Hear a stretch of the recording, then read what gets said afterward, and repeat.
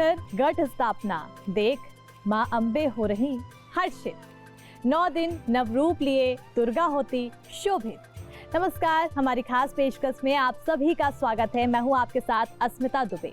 आज से माँ शक्ति की उपासना का पर्व नवरात्र आरंभ हो चुका है।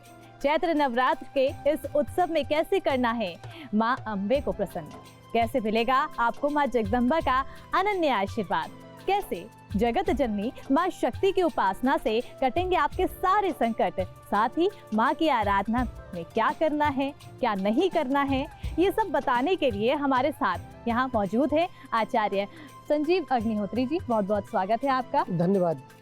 तो आचार्य जी, सबसे पहले मेरा यही सवाल होगा कि अगर हम बात करें नवरात्र की तो शुभ मुहूर्त क्या होता है पूजा पाठ के लिए, और कैसे कलश स्थापना करना है ताकि भक्तों के ऊपर अपार उपासना बनी रहे। जी देखिए, प्रातः काल उठ करके प्रसन्न चित्त मुद्रा में उठें, माँ धरती को प्रणाम करें। समुद्र वसने देवी पर्वतस्तन मंडले विष्णु पत्नी नमस्तुभ्यम पादस्पर्श क्षमस्व में माँ धरती को प्रणाम करें। साक्षात क्षमाशील रूपा माँ दुर्गा जी का स्वरूप है। और उसके बाद अपने नित्य दिनचर्याओं को संपूर्ण करके स्नान ध्यान से पवित्र हो करके और माँ का ध्यान करें, पूजन करें, कलश स्थापन करें।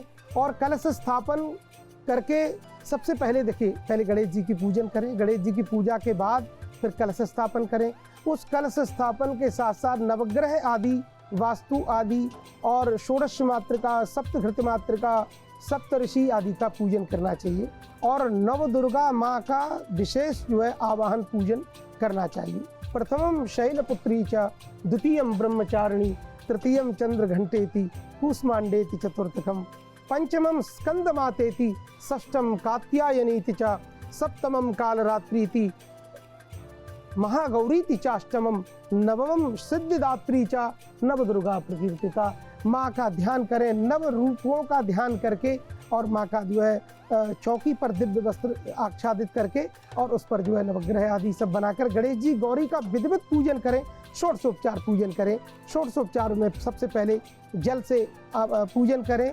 इसके बाद महाराज जो है कुमकुम रोली लगाएं, चावल चढ़ाएं, सिंदूर चढ़ाएं, चंदन चढ़ाएं। इसके बाद महाराज पुष्प चढ़ाएं और दूर्वा चढ़ाएं, बेलपत्र चढ़ाएं, अबीर गुलाल चढ़ाएं और महाराज जो है इत्र भी चढ़ाएं माँ के लिए। और इसके बाद धूप दिखाएं। धूप चढ़ाने से, धूप को जब हम अर्पित करते हैं तो माँ बहुत प्रसन्न होती हैं। दीपदान करें। दीपदान का बड़ा महत्व होता है। और दीपदान के बाद हस्तों प्रक्षालने, जब भी कभी दीपक माँ के लिए दिखाएं तो हाथ धोना परम आवश्यक हो जाता है। क्योंकि जो बत्ती जल रही है वो शुद्ध है। जो जल चुकी है, जो ऊपर थोड़ा सा एक काला काला सा हो जाता है, तो वो अशुद्ध होती। तो इसलिए दीपदान के बाद में हाथ धोएं, फिर माँ को नैवेद्य अर्पित करें। और नैवेद्य में हलवा है, अनार का फल माँ को बहुत प्रिय होता है। आदि आदि विविध विविध प्रकार के फल हैं। कदली फल है, अनार फल है, आम्र फल है, बिल्व फल है, आदि आदि माँ को पुष्प चढ़ा करके ये सब समर्पित करें माँ के लिए। देखिए, पान जो होता है, मुखवासार्थे तांबूल पुंगी फलम, तो माँ के लिए पान भी ऐसे समर्पित करना चाहिए। और ऐसा करने से माँ हम सभी को अभिष्ट सिद्धि प्रदान करती हैं, ऐश्वर्य प्रदान करती हैं। सफल तांबूलानि पांतु सौश्रियमस्तु। कई प्रकार हमको ऐश्वर्यवान भवन होने का आशीर्वाद मिलता है। फिर दक्षिणा चढ़ाएं, फिर उसके बाद में माँ के लिए प्रार्थना करें। और प्रार्थना विविध विविध मंत्रों से आप कर सकते हैं। बहुत सारे माँ के बड़े प्रिय मंत्र हैं। देहि सौभाग्यम आरोग्यम, देहि में परमम सुखम, रूपम देहि जयम देहि, यशो देहि दुशो जही। ये बड़ा दिव्य मंत्र है। इससे जीवन में आरोग्यता मिलती है, इससे जीवन में सुख सौभाग्य बढ़ता है, इससे जीवन में हमारे शत्रु हैं वो समाप्त होते हैं। और आने वाले समय में हमारी मंगल कामनाओं का अभ्युदय होता है। हमारे समस्त कामनाओं को माँ पूर्ण करती है। जय माता पंडित जी, जय माता दी। तो इसी के साथ ही देखिए, अब क्योंकि आपने बताया कि किस तरह से क्या करना है क्या नहीं, लेकिन पहला दिन होता है तो कलश स्थापना की जाती है। ऐसे में आखिर किस मुहूर्त में कलश की स्थापना करनी है, ये सबसे ज्यादा जरूरी होता है। और सबसे ज्यादा क्या कुछ उस दौरान ध्यान रखने वाली बात है? 9:30 बजे से 11 बजे तक, क्योंकि काल का चौघड़िया तो वो शुभ नहीं माना जाता है। तो उसमें कुछ न करें। और 11 बजे से 12:30 साढ़े 12 तक, क्योंकि बहुत ही दिव्य फिर चौघड़िया आ रहे हैं, बड़ा दिव्य मुहूर्त है और उसमें पूजन कर सकते हैं। और उसके बाद भी शाम को प्रदोष वेला में दीपदान करके दिव्य आनंद से पूजन करें। इस तरह से करते हैं तो माँ बहुत प्रसन्न होती है। ये बड़े शुभ मुहूर्त हैं। तो बिल्कुल पंडित जी, आपने बताया कि कौन से मुहूर्त में हमें कलश स्थापना करनी है, लेकिन अब कलश स्थापना करने के साथ ही किस तरह से, किस विधि के साथ हमें कलश स्थापना करनी है, ये भी जानना बहुत ज़्यादा ज़रूरी है पंडित जी। सबसे पहले स्नान कर मन और तन दोनों को स्वच्छ कर लें। घर का मंदिर भी साफ और स्वच्छ होना चाहिए।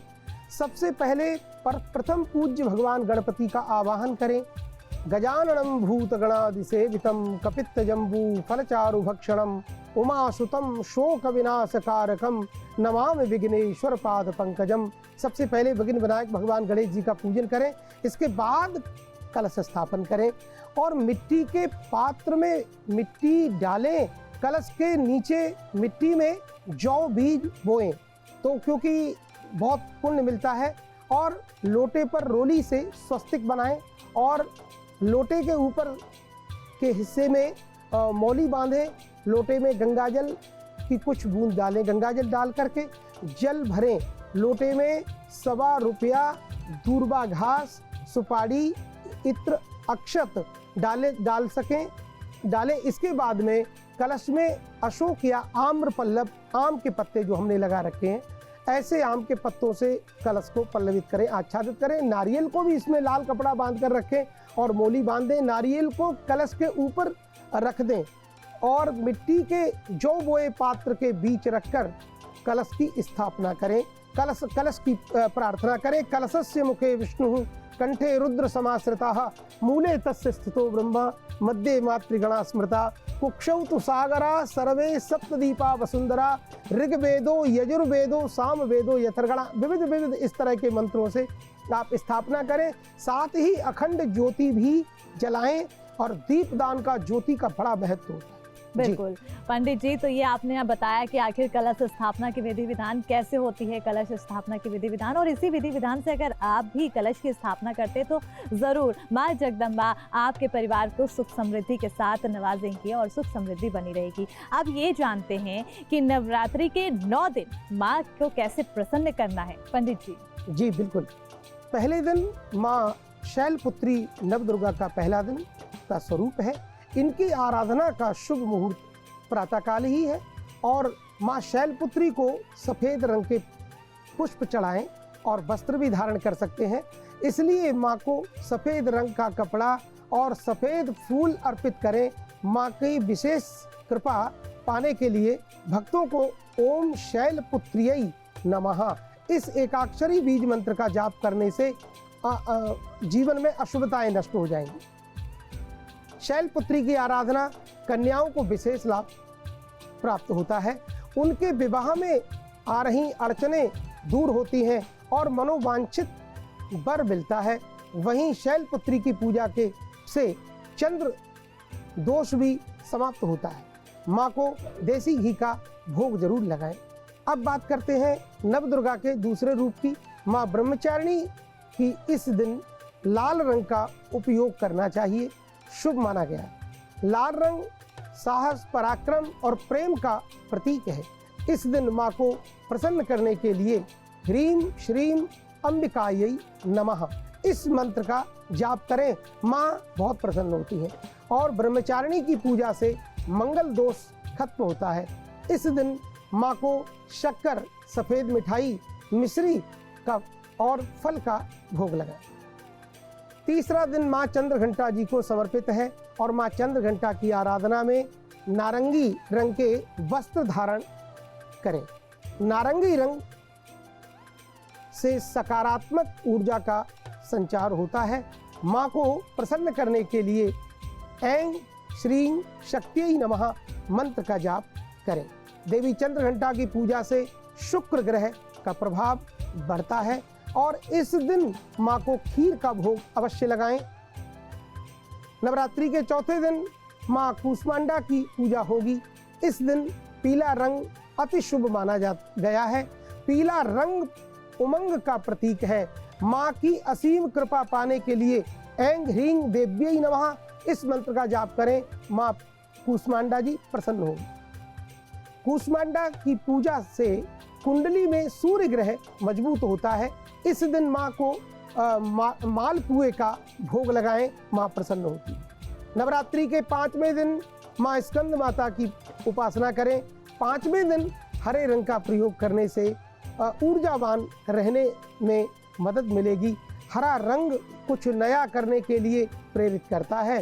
ह्रीं क्लीं स्वामिन्यै नमः मंत्र का जाप करें और बेहद लाभकारी माना गया है। स्कंद माता की पूजा से बुध ग्रह का दोष कम होता है।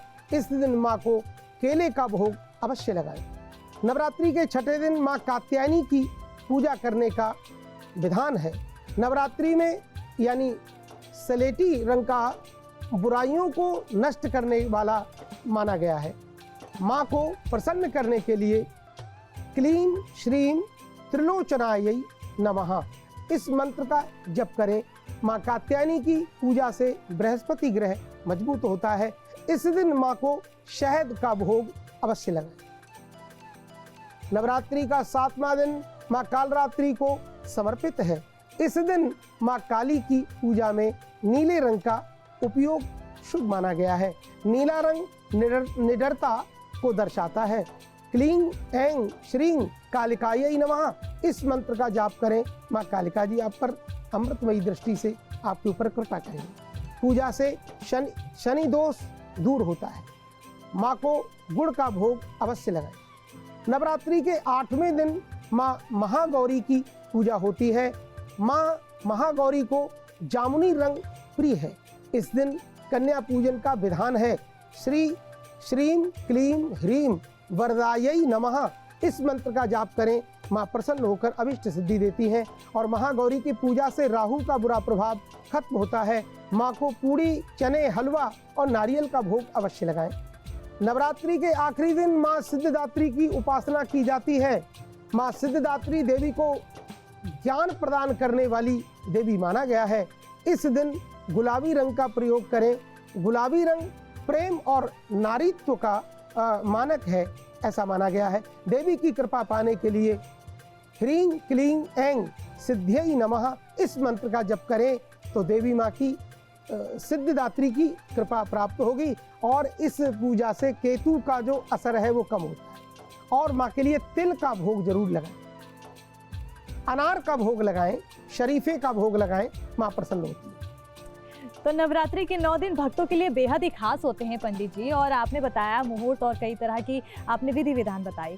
तो आप ये भी जान लेते हैं कि 9 दिनों में कुछ नियम भी जिनका ध्यान भक्तों को खास रखना होगा, जिससे जो भक्त हैं उनके जीवन में कृपा बनी रहे। जी बिल्कुल ठीक बात है जी। देवी दुर्गा को लाल रंग के बेहद पुष्प प्रिय है और लाल रंग भी बहुत प्रिय है। और माता रानी की पूजा में लाल रंग के फूल चढ़ाएं और माता को लाल चुन्नी चढ़ाएं या लाल रंग के वस्त्र पहनाएं और माता जी की चौकी पर लाल कपड़ा बिछाना चाहिए, क्योंकि यह समृद्धि और अच्छे भाग्य का प्रतीक माना जाता है। लाल ऊर्जा का संचार करता है तथा यह हमारे कार्य करने की क्षमता को भी बढ़ाता है। नवरात्रि में माता के विशेष श्रृंगार भी कर सकते हैं। ये माँ को अति प्रिय होता है। अगर संभव हो तो खुद भी लाल रंग के वस्त्र पहनकर सच्चे मन से पूजा करें और मुख्य दरवाजे पर पूजा से पहले हर रोज रोली से स्वस्तिक बनाएं। रोली से स्वास्तिक बनाने पर शुक्र और सूर्य ग्रह जीवन में सकारात्मकता लाते हैं। नवरात्रि में 9 दिन तक माँ के सामने अखंड ज्योति भी जला सकते हैं। ध्यान रहे कि अगर आपने अखंड ज्योति जलाने का प्रण ले चुके हैं तो ज्योति 9 दिन तक जलती रहनी चाहिए। माँ को प्रसन्न करने के लिए पूजा करने के बाद दुर्गा सप्तशती और दुर्गा चालीसा का पाठ कर सकते हैं। यदि दुर्गा सप्तशती का पाठ नहीं कर सकते तो किसी विशिष्ट पंडित जी से कराना चाहिए।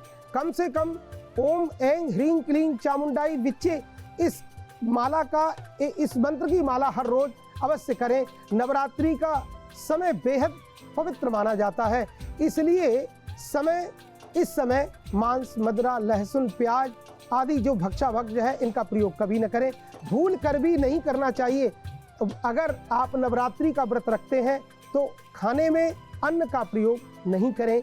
अगर आपने नवरात्रि के पहले दिन कलश स्थापित किया है या अखंड ज्योति जला रहे हैं तो इन दिनों घर पर छोड़कर भी कहीं नहीं जाना चाहिए। जी बिल्कुल। तो पंडित जी ने बताया कि आखिर क्या करना चाहिए, क्या नहीं करना चाहिए। बहुत सारी विशेष मान्यताएं हैं जिसे हमें नहीं करना चाहिए। अब पंडित जी, आदि शक्ति की सवारी को लेकर भी कई तरह की मान्यताएं हैं और इस बार फिर इस आदि शक्ति की सवारी को लेकर क्या संयोग बन रहे हैं, कैसे तय होती है मैया की सवारी, ये भी हम जानना चाहेंगे। जी बिल्कुल। शास्त्रों के अनुसार नवरात्रि का प्रारंभ जब रविवार या सोमवार के दिन होता है तो माता हाथी पर सवार होकर के आती है।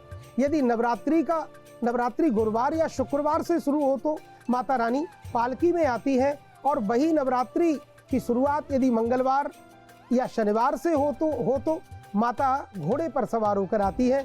और माँ दुर्गा के नवरात्रि यदि बुधवार से शुरू हो तो माँ नौका पर सवार होकर आती है। और ऐसी मान्यताएं हैं कि जब नवरात्रि में माता रानी नौका पर सवार होकर आती है तो बारिश होने की संभावना बढ़ जाती है और इससे चारों ओर हरियाली छाने लगती है और प्रकृति का सौंदर्य अपने चरम पर होता है। तब फसलें बहुत अच्छी होती हैं और जल नौका पर सवार होकर आती हैं जब माँ, तो अन्न धन के भंडार भर जाते हैं, धन धान्य में वृद्धि होती है और माँ की कृपा होती है। और माता नौका पर या हाथी पर जब सवार होकर आती है तो साधकों के लिए बहुत ही मंगलकारी माना जाता है और जीवन में अभिष्ट सिद्धियां प्राप्त होती हैं। ऐसी नवदुर्गा का जो ध्यान करते हैं, जो माँ से प्रेम करते हैं, जो माँ को अनार के फल चढ़ाते, क्योंकि दाड़मी कुसुमोपमा माँ के लिए अनार का फल बहुत प्रिय होता है, कदली फल बहुत प्रिय होता है, शरीफा फल बहुत प्रिय होता है और माँ के लिए नारियल बेहद प्रिय होता है। हलवा चने का भोग लगाएं। ऐसी माँ का पूजन करते हैं जो भक्तगण, ऐसे भक्तों की झोलियां हमेशा भर जाती हैं, अन्न धन के भंडारे भरे रहते हैं। जय माता दी। सर्व मंगल मांगल्ये शिवे सर्वार्थ साधिके शरण्ये त्र्यंबके गौरी नारायणी नमोस्तुते।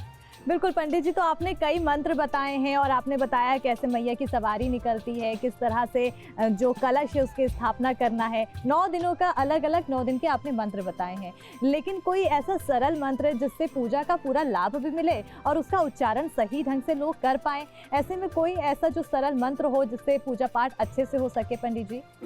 देखिए, बहुत अच्छी बात पूछी आपने। प्रायः सभी लोग संस्कृत के बड़े बड़े मंत्रों को नहीं पढ़ सकते हैं, कई बार पढ़ना भी नहीं चाहिए जब नहीं आता है। तो अब इसमें तो ये कि अगर आपको कुछ नहीं आता है तो हिंदी में माँ दुर्गा चालीसा है, उसका पाठ आप कर सकते हैं। दुर्गा सप्तशती जो एक दिव्य ग्रंथ है वो हिंदी में भी उसका अनुवाद है, तो उसका भी आप पाठन पठन कर सकते हैं। या ओम ऐं ह्रीं क्लीं चामुंडायै विच्चे, ये माँ का बड़ा दिव्य मंत्र, इसका जप कर सकते हैं। या फिर जय माँ जय माँ जय माँ, ये तो बड़ा सरल है, ये तो कठिन नहीं है, इसको तो प्राणी मात्र कर सकता है। हाथ जोड़कर बैठे आसन पर, पवित्र होकर के आचमन करें श्री दुर्गायै नमः, क्योंकि बड़े मंत्र आते नहीं, तो श्री दुर्गायै नमः, श्री जगदम्बायै नमः, तो इस तरह से आचमन करके और हाथ धो के पवित्र होकर के और जय माँ जय माँ जय माँ जय माँ, इस सबसे सरल साधारण मंत्र है, इसका जप करें और अभीष्ट सिद्धियां आपको माँ प्रदान करती हैं। देखिए, संसार में यदि सबसे ज्यादा यदि कोई धन देने वाला देवी देवता है तो साक्षात माँ देवी है। इनको माया कहा गया। या देवी सर्वभूतेषु माया रूपेण संस्थिता नमस्तस्यै नमस्तस्यै नमस्तस्यै नमो नमः। ऐसे आप जब तब करते हैं और माँ का पूजन करते हैं तो माँ निश्चित आप पर कृपा करती है। जय माता दी, जय माता। बिल्कुल पंडित जी, आपने ये तो बताया मंत्र जो आसान है, सरल है, उसका उच्चारण सही तरीके से हो सकता है ताकि माता की कृपा बनी रहे। लेकिन हर रोज 9 दिनों तक हवन भी होता है, हवन पूजन किया जाता है। ऐसे में अब क्योंकि हर रोज लोग पंडित जी से बुला के नहीं कराते हैं, लोग स्वयं भी करते हैं। अब उन्हें स्वयं के द्वारा भी हवन का पूरा लाभ चाहिए, तो क्या सरल तरीका हो सकता है कि हवन किया जा सके? देखिए, हवन तो सभी के लिए उक्त नहीं है करना, क्योंकि हवन की बड़ी विधियां होती हैं। बहुत से तो बड़े बड़े कई बार पंडित जी लोग भी कई बार नहीं जानते, परंतु हवन को बड़ी सावधानी से बड़े तरीके से करना चाहिए। इसमें सबसे अच्छी बात यह है कि आपने पूछा, क्योंकि लोग कुछ भी करने लगते हैं। तो गऊ का जो ऊपला होता है कंडा, शुद्ध देसी गऊ, भारतीय देसी गऊ का कंडा ला करके उस कंडे को अग्नि में प्रज्वलित करें और उस पर कपूर और थोड़ा सा लौंग आदि चढ़ाएं। आदि उसको अग्नि प्रज्वलित करके जय माँ बोल करके और ऐंग ह्रीं क्लीं चामुंडाई विच्चे स्वाहा इस मंत्र से हवन कर सकते हैं, या ह्रीं दुर्गायै स्वाहा या ह्रीं दुर्गायै स्वाहा, इस तरह से आप बोल सकते हैं। ह्रीं दुर्गायै स्वाहा, ऐंग ह्रीं क्लीं चामुंडाई विच्चे स्वाहा, या ये मंत्र याद है, सर्व मंगल मंगल्ये शिवे सर्वार्थ साधिके शरण्ये त्र्यंबके गौरी नारायणी नमोस्तुते स्वाहा। इन मंत्रों से आप सावधानी से हवन कर सकते हैं। हवन करते समय किसी से बोलना नहीं चाहिए, कहीं देखना नहीं चाहिए, केवल माँ का पवित्र मन से ध्यान करें और ध्यान करते करते और माँ के लिए घी चढ़ाएं, कई बार सामग्री चढ़ाएं, जैसा भी हो सके, और अपने कुल देवी देवता की आहुति लगाएं और लौंग चढ़ाएं। लौंग का जोड़ा चढ़ता है, ऐंग ह्रीं क्लीं चामुंडाई विच्चे स्वाहा, ऐंग ह्रीं क्लीं चामुंडाई विच्चे स्वाहा। इलायची भी माँ के लिए भोग लगा सकते हैं। पान का जो पत्ता है उसको भी तोड़ करके थोड़ा सा माँ को निवेदन कर सकते हैं। तो ऐसा करने से, और फिर लास्ट में हलवा थोड़ा सा लेकर अग्नि में चढ़ाएं। ऐसा करने से माँ बहुत प्रसन्न होती है, और वो तो जगदम्बा है, जगतस्य अम्बा यस्य सा जगदम्बा, जो जगत जननी है, जगत की माता है, सबकी माँ है।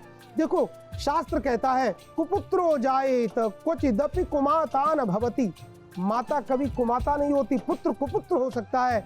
तो माँ तो सदैव अपने पुत्रों के लिए सहस्त्र भुजाएं फैला करके और प्रस्तुत रहती है हमेशा कि मेरा पुत्र कहीं बिलखे नहीं, मेरे पुत्र को कोई कष्ट नहीं आए।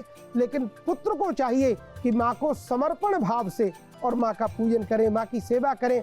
और ये माँ तो है ही, पर घर में जो मेरे भाई बहन, जो आपकी साक्षात माँ है, जिसने आपको जन्म दिया है, आप उसका भी पूजन करें, उसका भी मान सम्मान करें। उसका मान सम्मान करोगे तो उसका तो हो रहा है, लेकिन उस माँ के परिप्रेक्ष्य में इस माँ का सम्मान हो रहा है। इसलिए अपने घर में बैठी हुई साक्षात जगत जननी है, उसका पूजन करें, उसका सम्मान करें। कई बार लोग वैष्णो देवी जाते, कई बार लोग कांगड़ा जी जाते, कई बार लोग कुल देवी जाते हैं और अपने घर में अपने माता पिता को बिलखाते हैं, दुखी रखते हैं। ऐसे लोगों को ये माँ कभी माफ नहीं करती है। इसलिए अपनी माँ का पूजन करें, इस माँ का पूजन करें, आपके जीवन में अमृतमयी वर्षा होने वाली है। वैसे भी माँ आपकी नौका पर सवार होकर आएगी आप सभी पुत्रों से मिलने के लिए, तो आप लोगों को भी समर्पण भाव मेरी माँ के प्रति रखना चाहिए। तो हमारे साथ यहाँ पर आचार्य संजीव अग्निहोत्री जी जुड़े हुए, उन्होंने लगातार हमें सब चीज़ें बताई, तमाम चीज़ें कि आखिर कैसे कलश स्थापना करना है, क्या शुभ मुहूर्त है और किस तरह से माँ देवियों को प्रसन्न करना है। 9 दिनों तक अलग अलग देवियों को क्या क्या रंग पसंद है, क्या क्या भोग पसंद है, तमाम चीज़ें हमें बताई हैं। और आशा करते हैं कि पंडित जी द्वारा जो बताया गया है, नेम धेम जो उन्होंने बताया है, उसको आप भी अपनाएंगे तो आपके घर में भी कृपा ज़रूर बरसेगी। लेकिन इसी के साथ हमारे इस खास कार्यक्रम में फिलहाल इतना ही। साथ ही साथ पंडित जी बहुत बहुत शुक्रिया हमारे साथ इस कार्यक्रम में जुड़ने के लिए। बहुत बहुत धन्यवाद। जय श्री राधे राधे, जय माता दी। जय माता दी।